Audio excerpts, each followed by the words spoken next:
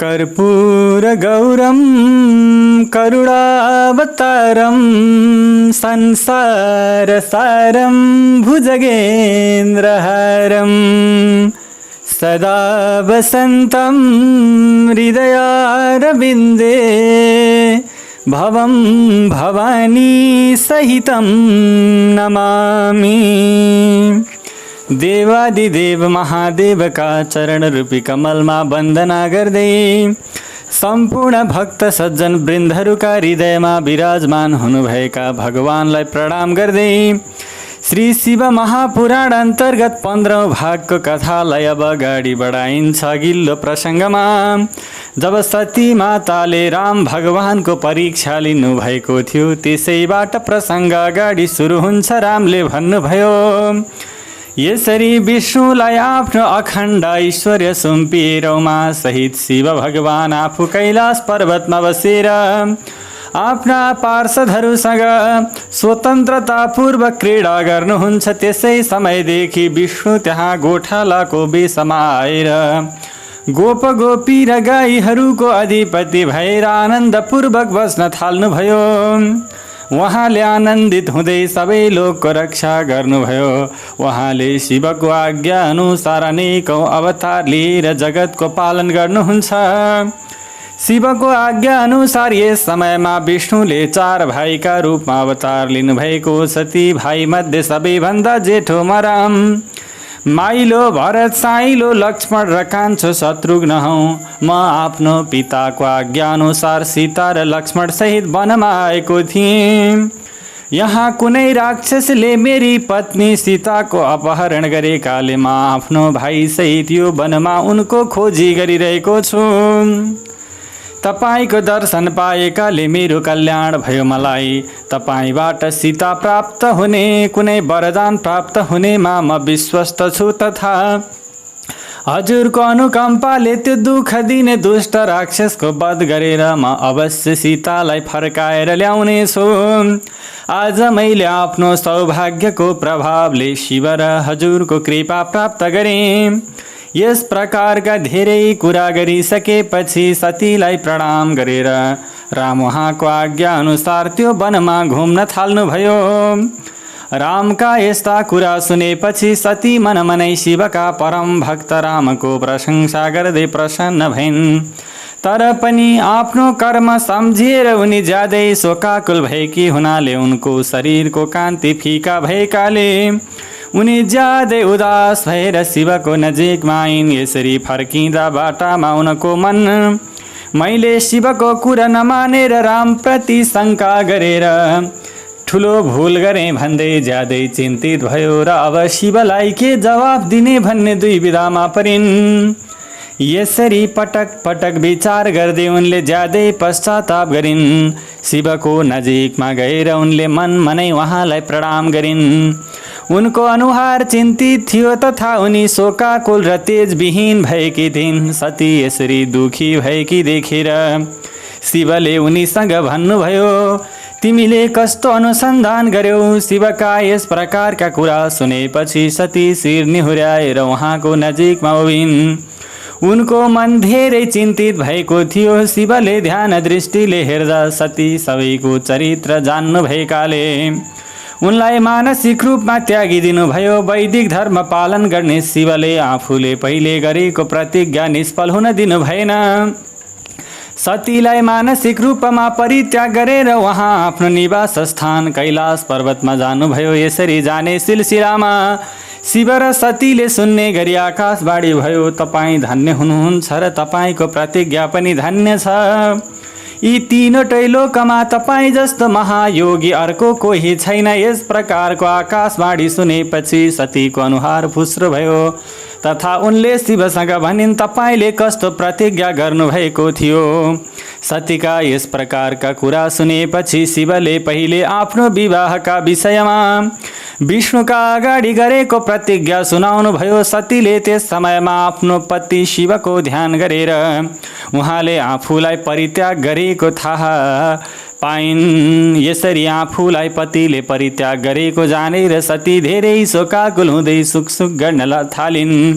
सतीको मनोभाव बुझ्नुभएका शिवले उनका लागि जुन प्रतिज्ञा गर्नुभएको थियो त्यो गोप्य राख्दै अन्य धेरै कथा सुनाउन थाल्नुभयो। उहाँ सतीलाई अनेकौं कथा सुनाउँदै कैलाश पर्वतमा पुगेपछि उत्तम आसनमा बसेर चित्तलाई एकाग्र बनाएर आफ्नै स्वरूपको ध्यान गर्न थाल्नुभयो भने सती ज्यादै चिन्तित हुँदै त्यहाँ बस्न थालिन्। उमा र शिवको त्यो चरित्रका विषयमा कसैले पनि जान्दैन थियो। आफ्नो चाहना अनुसार शरीर धारण गरेर लौकिक लीला गर्दै उहाँहरू धेरै समयसम्म त्यहाँ बस्नुभयो। त्यसपछि कसैले जान्न नसक्ने लीला गर्नुहुने शिवले ध्यानलाई छाड्नुभयो। यसरी उहाँले ध्यान गर्न छाडेपछि ज्यादै चिन्तित भएकी सतीले त्यहाँ आएर उहाँका चरणमा प्रणाम गरिन्। शिवले उनलाई आफ्नो अगाडि राखेर प्रेमपूर्वक मिठा कथा धेरै सुनाउनु भयो। उहाँले यसरी सतीको चिन्ता हटाइदिनु भएकाले सती पहिले जसरी नै आनन्दित भए तापनि उहाँले आफ्नो प्रतिज्ञा छाड्नु भएन। शिवका लागि यो कुनै ठुलो कुरा थिएन। हुन त कसैले उहाँहरूको वियोग भएको मान्दछन्, तर उहाँहरूको वियोग हुन सम्भव छैन। उमा र शिवको चरित्रका विषयमा यथार्थ रूपमा कसैले वर्णन गर्नै सक्दैन, किनकि उहाँहरूले आफ्नो इच्छाअनुसारको लीला गर्नुहुन्छ। उहाँहरू वचन र त्यसको अर्थ जस्तै एकअर्काका परिपूरक हुनुहुन्छ। उहाँहरूको इच्छाले लीला रूपी वियोग हुन सक्दछ। ब्रह्माजीले भन्नुभयो, प्राचीन कालमा सबै मुनि प्रयागमा भेला भएका थिए।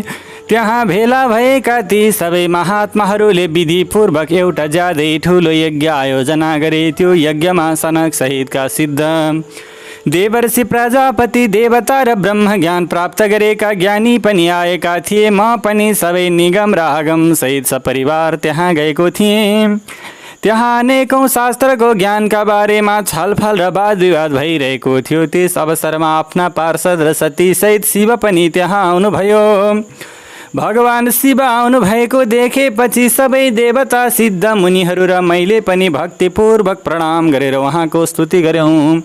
यसपछि शिवको आज्ञा अनुसार सबै आफ्नो आसनमा बस्यौं। शिवको दर्शन पाएकाले सबैले ज्यादै सन्तुष्ट हुँदै आफ्नो सौभाग्यको प्रशंसा गरिरहेका थिए। यसै समयमा दक्ष प्रजापति घुम्ने सिलसिलामा नयाँ रूपमा त्यहाँ आइपुगे। उनी मलाई प्रणाम गरेर मसँग अनुमति लिएर त्यहाँ बसे।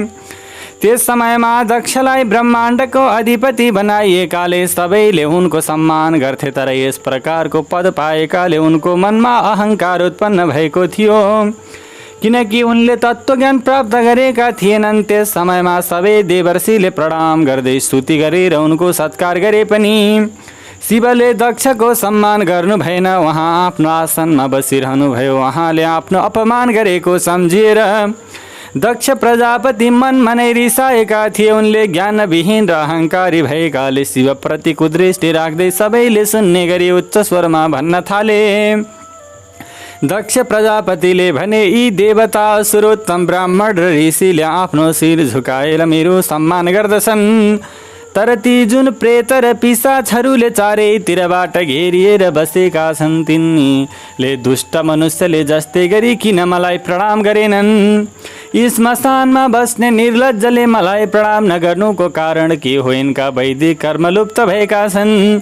यिनी भूत र पिशाचहरूले सेवा गरेकाले उन्मत्त भएर घुम्दै शास्त्रीय विधिको उल्लङ्घन गर्दै सधैँ नीति मार्गलाई कलङ्कित बनाउने गर्दछन्।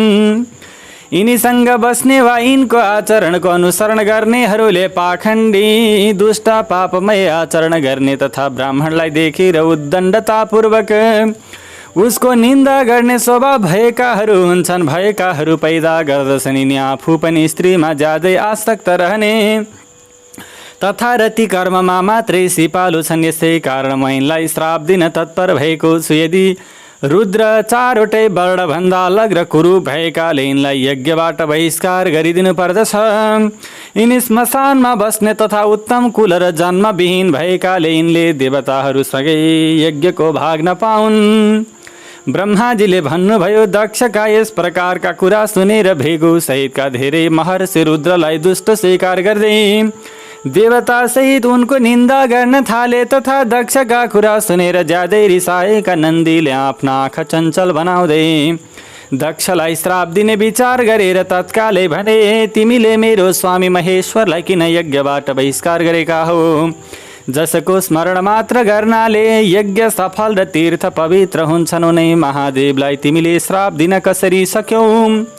तिमीले ब्राह्मण जातिको चञ्चलताबाट विप्रेरित भएर अनावश्यक रूपमा रुद्रलाई श्राप दिएका हो। रुद्र निर्दोष हुनुभए तापनि तिमीले व्यर्थमा उहाँको अपहेलना गर्यौ, जसले यो जगतको सृष्टि पालन र अन्त्यमा संहार गर्नुहुन्छ उहाँलाई तिमीले श्राप किन दिएका हो। नन्दीका यस प्रकारका कुरा सुनेर नन्दी प्रति दक्षको रिसको कुनै सीमा नरहेकाले उनले श्राप दिँदै भने, हे रुद्रका गणहरू, तिमीहरू सबै वेदबाट बहिष्कार हुनेछौ। वैदिक मार्गबाट भ्रष्ट र महर्षिहरूद्वारा परित्यक्त हुने भएकाले पाखण्डवादमा लागेर शिष्टाचारबाट टाढै रहनेछौ। तिमीहरू शिरमा जटा, शरीरमा खरानी र हाडहरूको गहना लगाएर मद्यपानमा ज्यादै आसक्त हुनु। ब्रह्माजीले भन्नुभयो, दक्षले शिवका पार्षदहरूलाई यस प्रकारको श्राप दिएको सुनेपछि शिवका ज्यादै प्यारा भक्त नन्दीको रिसको सीमा रहेन। नन्दी भगवान शिवका ज्यादै प्रिय पार्षद र तेजस्वी थिए। उनी अत्यधिक रिसाएकाले दक्षलाई तत्कालै जवाफ दिन थाले, तिमीलाई शिवको तत्त्वको केही पनि ज्ञान नभएकाले तिमी शिवका पार्षदहरूलाई अनावश्यक रूपमा श्राप देऊ। जसको चित्त दुष्टताले यथार्थ रूपमा ढाकेको सती भृगु सहितले पनि ब्राह्मणपनको अभिमानका वशमा परेर शिवको अपमान गरेका छन्। त्यसै कारण यहाँ जे जति भगवान रुद्रको निन्दा गर्ने तिमी जस्ता दुष्ट ब्राह्मण रहेका छन् तिनीहरूलाई रुद्र तेजको प्रभावका आधारमा श्राप दिन्छु। तिमी जस्ता ब्राह्मण कर्म फलको प्रशंसा गर्ने खेलबाडमा अल्मलिएर वेदको तात्विक ज्ञानदेखि विहीन हुनेछौ। ती ब्राह्मणले सधैँ भोगमा एकाग्रतापूर्वक लाग्दै स्वर्गभन्दा ठुलो अर्को कुनै वस्तु छैन भनेर स्वर्गलाई मात्र सबैभन्दा ठुलो पुरुषार्थ मान्नेछन् तथा क्रोध, लोभ र मद सम्पन्न भएर लाजविहीन हुँदै भिक्षा माग्नेछन्।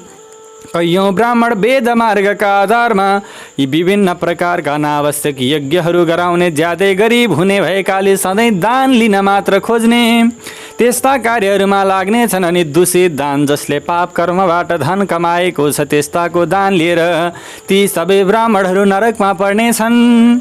तिनीहरूमध्ये केही ब्राह्मण ब्रह्म राक्षस पनि हुनेछन्, जसले शिवलाई साधारण देवता सम्झेर उहाँप्रति विरोधी भाव राख्नेछन्। ती दुष्ट बुद्धि भएका दक्ष तत्त्व ज्ञान विहीन हुनेछन्। यिनी विषयको सुख प्राप्त गर्ने अभिलाषाले कामनारूपी कपट सम्पन्न धर्मको पालना गर्ने गृहस्थाश्रममा आसक्त भएर कर्मकाण्ड र कर्मफलको प्रशंसा गर्ने सनातन वेदवादको विस्तारमा मात्र लाग्नेछन्।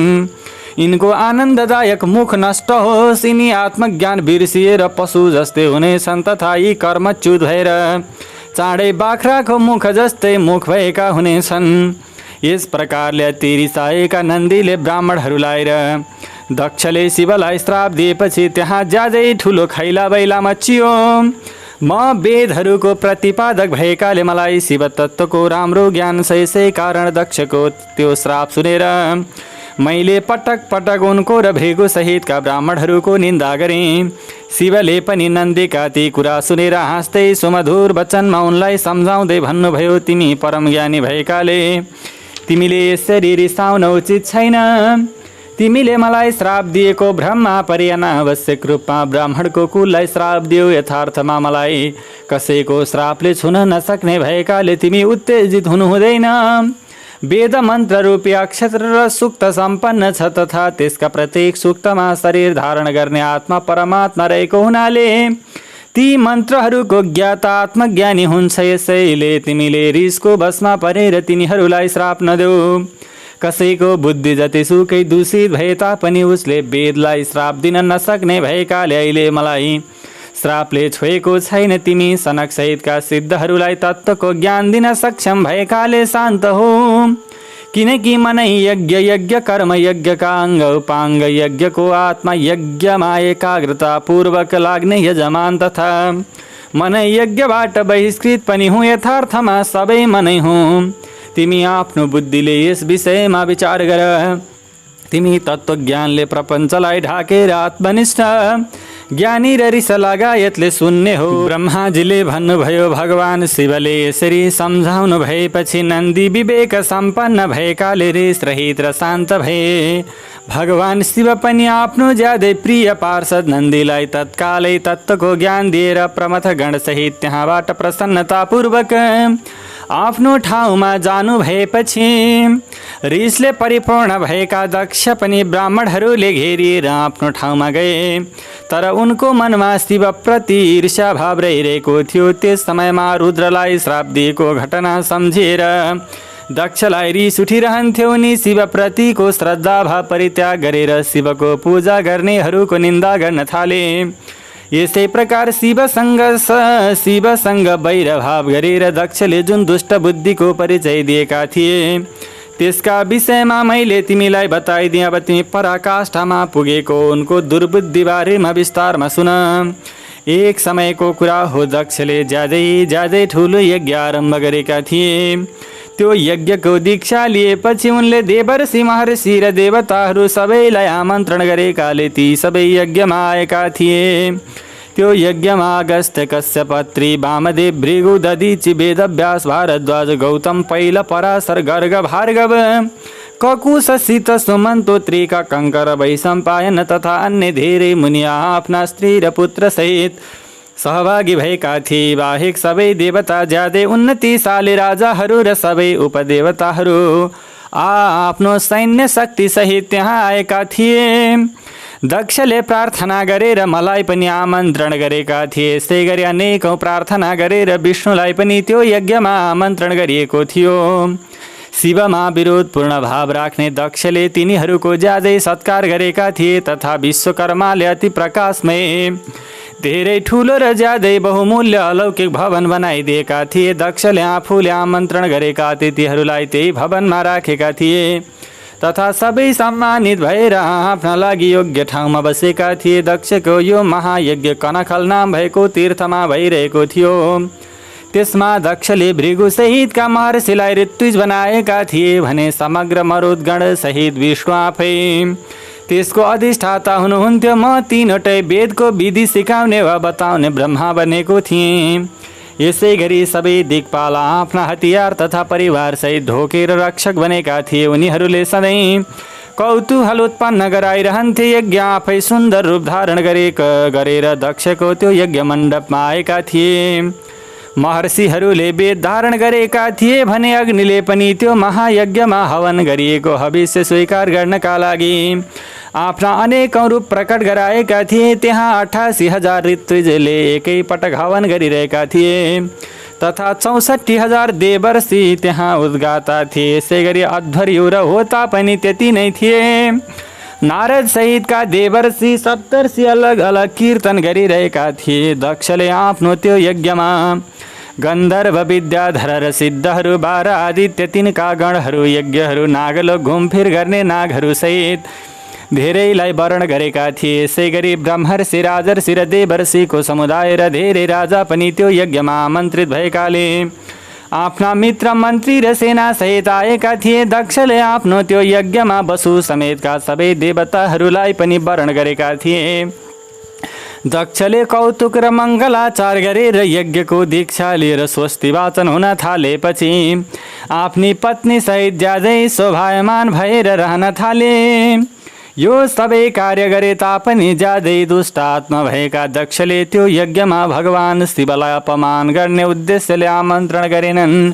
शिवलाई त आमन्त्रण गरेनन्, सतीलाई पनि आमन्त्रण गरेनन्। उनको दृष्टिमा उहाँ जटाधारी हुनुभएकाले यज्ञमा भाग पाउन अयोग्य हुनुहुन्थ्यो। सती दक्षकी ज्यादै प्यारी पुत्री भए तापनि जटाधारीकी पत्नी भएकी हुनाले दक्षले उनलाई आफ्नो यज्ञमा बोलाएका थिएनन्।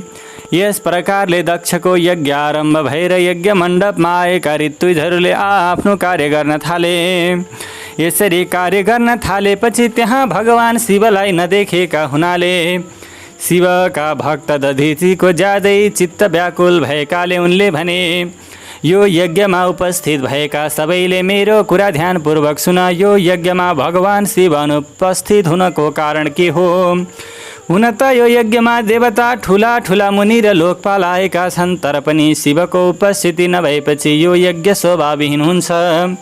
वेदका ज्ञाताका अनुसार भगवान शिवको कृपा दृष्टि पर्ने बित्तिकै मङ्गल कार्य सम्पन्न हुन्छ, जसमा यस प्रकारको प्रभाव रहेको छ। मैले यो यज्ञमा उहाँ पुराण पुरुष परमात्मा शिवलाई नै देखिरहेको छैन, जसले स्वीकार गरेपछि अमङ्गल कार्य पनि मङ्गलदायक हुन्छ, तथा जसका 15वटा आँखाले हेरेपछि ठुला ठुला नगर तत्कालै मङ्गलदायक हुन्छन्, उहाँलाई यो यज्ञमा आमन्त्रण गर्नै पर्दछ।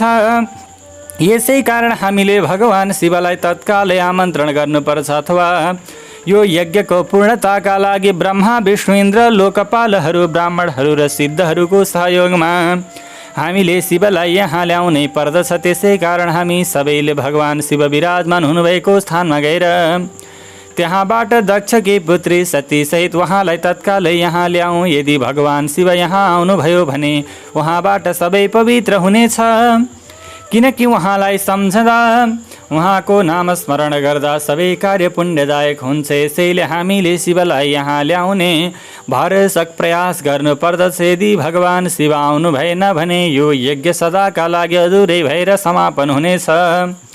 दधीचीका यस प्रकारका कुरा सुनेर ज्यादै दुष्ट बुद्धि भएका दक्ष प्रजापतिले अत्यन्त हाँसेर उपहासको भाषामा रिस देखाउँदै भने, जसमा सनातन धर्म अडिएको छ, ती देवताहरूका मूल विष्णुलाई आदरपूर्वक आमन्त्रण गरिसकेपछि यो यज्ञ कर्ममा कुनै कमी रहेको छैन। जो वेद यज्ञ र अनेकौं प्रकारका सबै कर्मका अधिपति हुन्, ती विष्णु यो यज्ञमा आइसकेका छन्।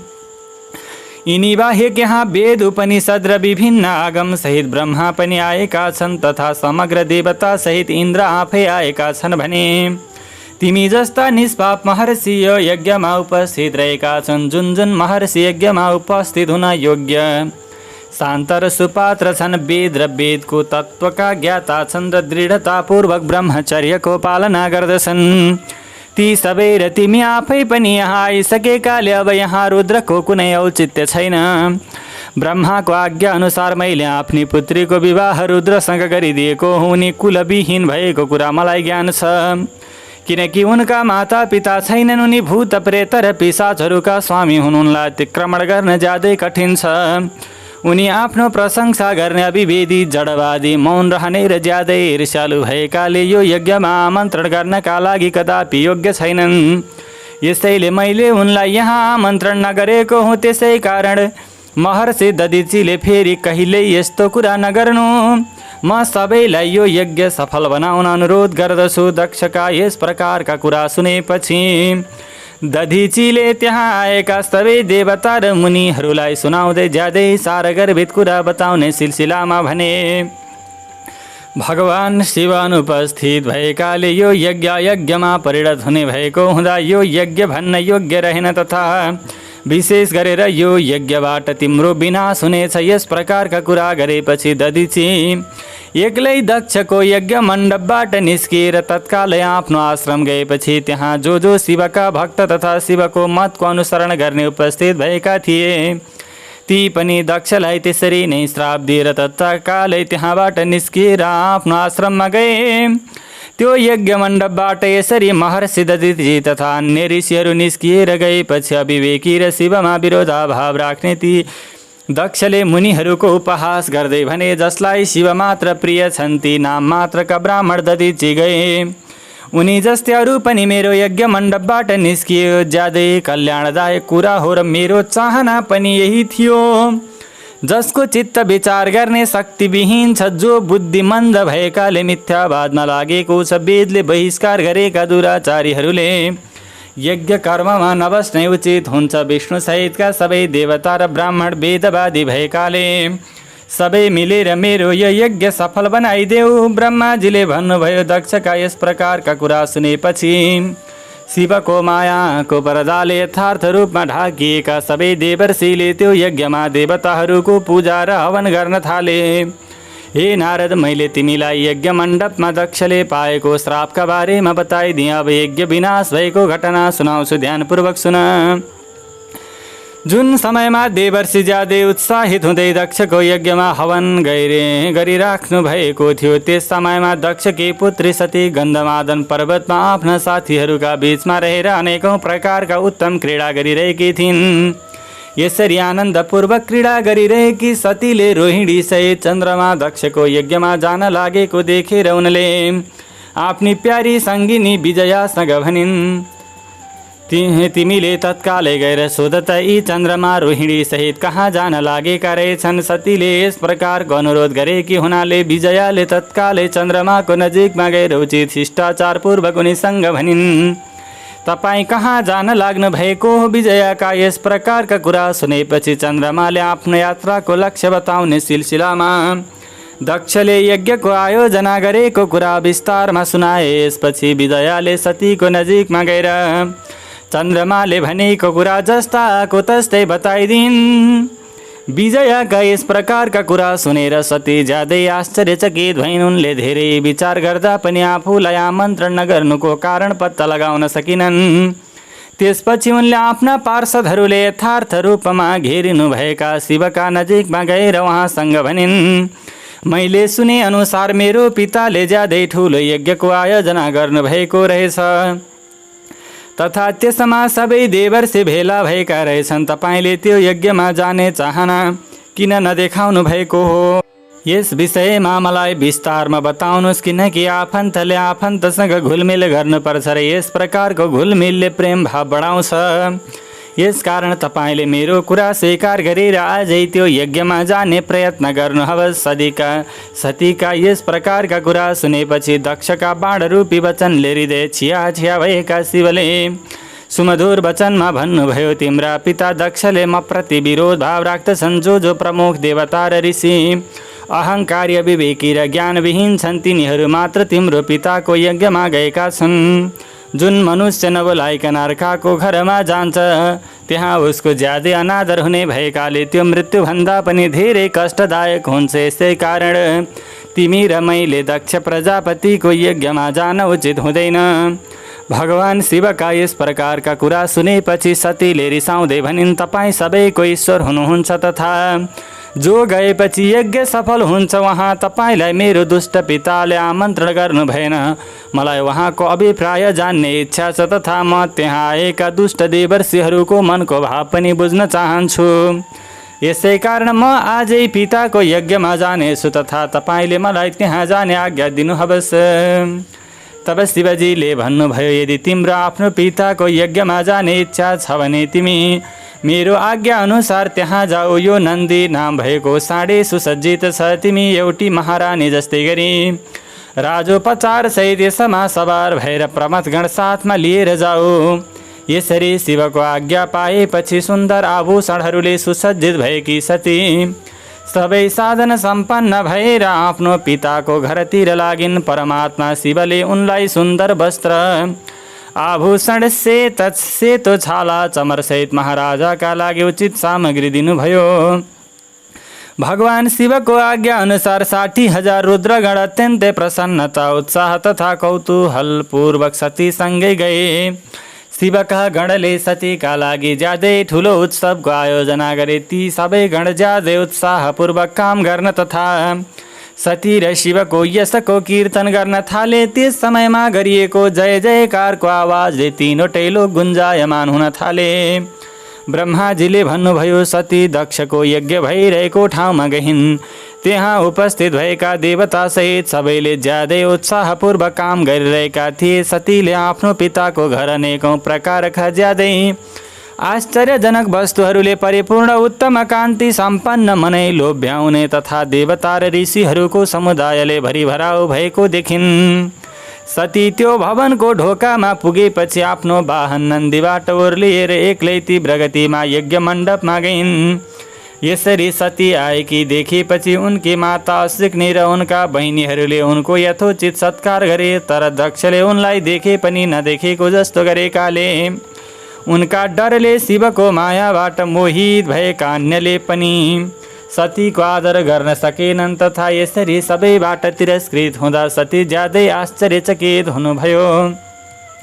तापनि उहाँले आफ्ना मातापितालाई आदरपूर्वक प्रणाम गरेर सतीले विष्णु लगायत देवताहरूको त्यहाँ भाग देखे तापनि शिवको भाग कतै नदेखेकी हुनाले सहनै नसक्ने गरेर रिस प्रकट गरिन्। आफू अपमानित भए पनि उनले रिसले आँखा राता राता पार्दै सबैतिर हेरेर दक्षलाई आक्रोशित पार्नका लागि भनिन्, तपाईले मङ्गलदायक भगवान शिवलाई यज्ञमा नबोलाउनुको कारण के हो, जसबाट यो चराचर पवित्र हुन्छ, जो आफै यज्ञहरूको ज्ञाता मध्ये सर्वोत्कृष्ट यज्ञको अङ्ग यज्ञको दक्षिणा यज्ञ गर्ने यजमान सबै आफै हुनुहुन्छ।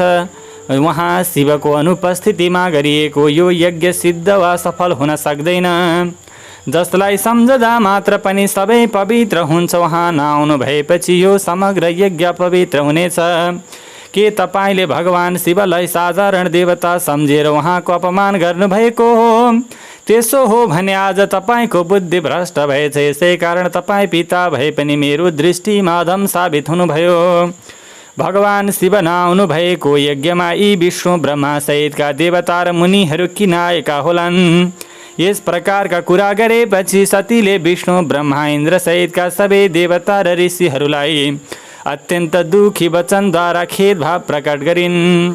यसरी ज्यादै चिन्तित भएकी सतीले त्यहाँ अनेकौं प्रकारका कुरा गरिन्। त्यहाँ उपस्थित भएका विष्णु सहितका देवता र मुनिहरूले सतीका कुराको कुनै जवाफ दिन नसकेकाले सबै चुप लागेर बसे। आफ्नै पुत्रीका यस प्रकारका कुरा सुनेर ज्यादै रिसाएका दक्षले सती देवीतिर क्रूर दृष्टिले हेर्दै भने, तिमीले धेरै कराइरहनुको कुनै औचित्य छैन, किनकि अहिले यहाँ तिम्रो कुनै काम छैन। तिमी जाऊ कि बस, त्यो तिमीमै निर्भर रहेको छ। तिमी यहाँ किन आएकी हो? तिम्रा पति अमङ्गल रूपी भएको सबैलाई ज्ञान छ। उनी कुलीन पनि होइनन्, वेदले पनि बहिष्कार गरेका छन्। भूत प्रेत र पिशाचहरूका स्वामी हुन्, तथा उनले ज्यादै कुरूप भेष धारण गर्दछन्। यसैले उनलाई यो यज्ञमा आमन्त्रण नगरिएको हो। म रुद्रलाई राम्रोसँग चिन्दछु, त्यसै कारण मैले जानी यो देवर्षिहरूको सभामा उनलाई आमन्त्रण नगरेको हुँ। ती रुद्रलाई शास्त्रको अर्थको कुनै ज्ञान छैन। उनी ज्यादै उद्दण्ड र दुष्ट आत्मा भएका छन्। म अविवेकी पापीले ब्रह्माको आग्रहमा उनीसँग तिम्रो विवाह गरिदिएँ। यसैले तिमी रिस परित्याग गरेर शान्त बन। यो यज्ञमा तिमी आइपुगेकी हुनाले आफ्नो भागलाई स्वीकार गर। दक्षका यस प्रकारका कुरा सुनेपछि सती शिवको निन्दा गर्ने आफ्ना पितातिर हेरेर ज्यादै रिसाइन्। उनले मनमा नै अब म शिवका नजिकमा कसरी जाउँ? यदि शिवको दर्शन गर्ने इच्छाले त्यहाँ जाँदा उहाँले यहाँको समाचार सोध्नुभयो भने मैले के बताउने होला भन्ने विचार गरिन्। त्यसपछि सतीले लामो लामो सास फेर्दै आफ्ना ज्यादै दुष्ट पिता दक्षसँग भनिन्, जसले शिवको निन्दा गर्छ वा उहाँको निन्दा भइरहेको सुन्छ, ती दुवै यो ब्रह्माण्डमा चन्द्र र सूर्य रहेसम्म नरकमा पर्नेछन्। म आगोमा प्रवेश गरेर आफ्नो यो शरीर परित्याग गरिदिन्छु। यसरी श्री महादेवको निन्दा भएको सुनेर पनि मैले जीवित रहनुको कुनै औचित्य छैन। यहाँ यदि कुनै सामर्थ्यवान पुरुष छ भने, सामर्थ्यवान व्यक्ति छ भने त्यसले विशेष प्रयास गरेर शिवको निन्दा गर्ने पुरुषको जिब्रो काटिदेओस्। त्यसपछि मात्र त्यो शिवको निन्दा सुनेको पापबाट मुक्ति हुनेछ। यदि आफूमा केही गर्ने सामर्थ्य नहुने बुद्धिमान पुरुष आफ्ना दुवै कान बन्द गरेर यहाँबाट बाहिर जाउन्। विद्वानहरूका अनुसार यसो गर्नेलाई कुनै दोष लाग्दैन।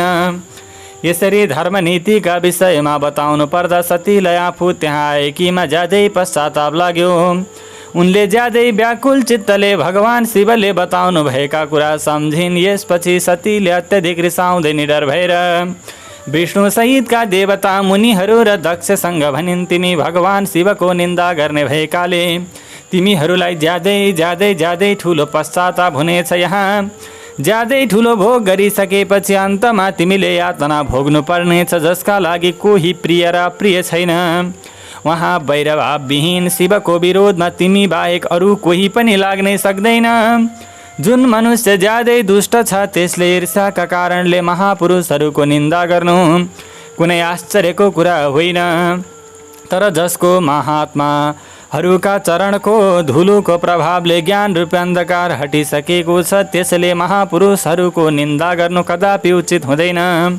यो संसारमा भएका मनुष्यले कुराकानी गर्दाका अवस्थामा मात्र पनि शिवरूपी दुईटा अक्षरको उच्चारण गर्दछ भने त्यसका सबै पापहरू नष्ट हुन्छन् उहाँ शिवप्रति।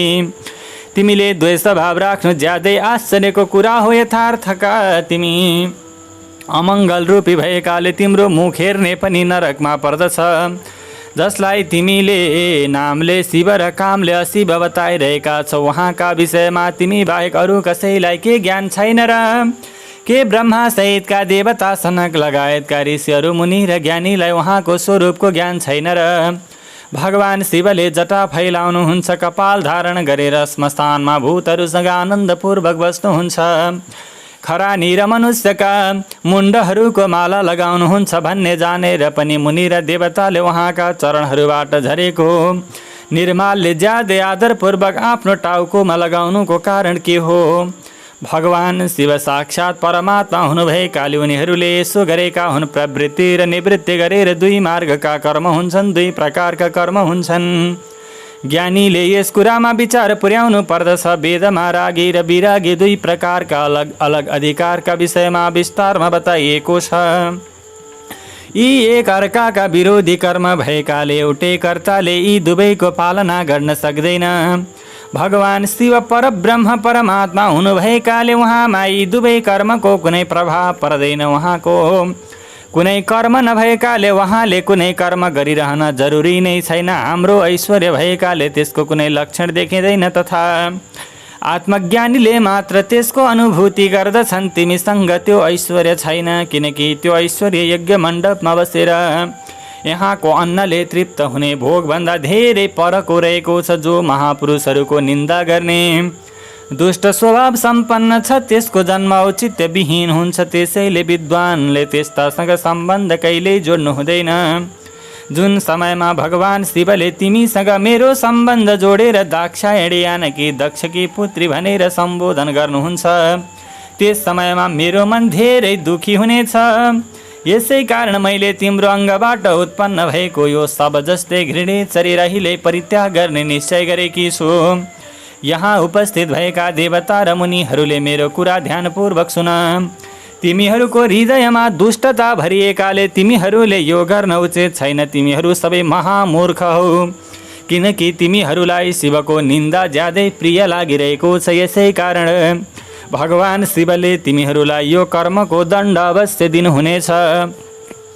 त्यो यज्ञमा दक्ष र देवताहरूलाई यसो भनिसकेपछि सती चुप लागेर मनमा नै आफ्ना प्राणभन्दा पनि प्यारा पति श्री महादेवको सम्झना गर्न थालिन्। यसरी चुप भएकी सती आफ्नो पतिलाई सम्झँदै अनायास रूपमा शान्तिपूर्वक उत्तर दिशाको भूमिमा बसिन्। उनी विधिपूर्वक आचमन गरेर वस्त्र ओढी पवित्र भावले आँखा बन्द गरी श्री महादेवको चिन्तन गर्दै योग मार्गमा अवस्थित भइन्। उनले आसनमा स्थिर गरेर प्राणायामका आधारमा प्राण र अपानलाई एउटै बनाएर नाभि चक्रमा उपस्थित गराइन्। यसै गरी उदान वायुलाई जबरजस्ती नाभि चक्रभन्दा माथि उठाएर बुद्धिसँगै हृदयमा स्थापित गरिन्। त्यसपछि उनले हृदयमा रहेको वायुलाई घाँटीको बाटोबाट दुवै आँखी भौँको बीचमा ल्याइन्। यसरी दक्षसँग ज्यादै रिसाएकी सतीले अनायास रूपमा आफ्नो शरीर परित्याग गर्ने इच्छाले आफ्ना सबै अङ्गहरूमा योग मार्ग अनुसार वायु र अग्नि धारण गरिन्। यसपछि उनले आफ्ना पतिका चरणहरूको सम्झना गर्दै अरू सबै बिर्सिदिन्। उनको चित्त योग मार्गमा अवस्थित भएको थियो। यसै कारण उनले त्यहाँ आफ्ना पतिका चरण बाहेक केही पनि देखिनन्, महादेवलाई मात्रै देखिन्। सतीको पापविहीन शरीर तत्कालै डढेर उनको इच्छा अनुसार योग रूपी अग्निले जलेर नष्ट भयो। यो घटना देखेर त्यहाँ भेला भएका देवताहरूका बीचमा धेरै ठुलो हाहाकार मच्चिन थाल्यो।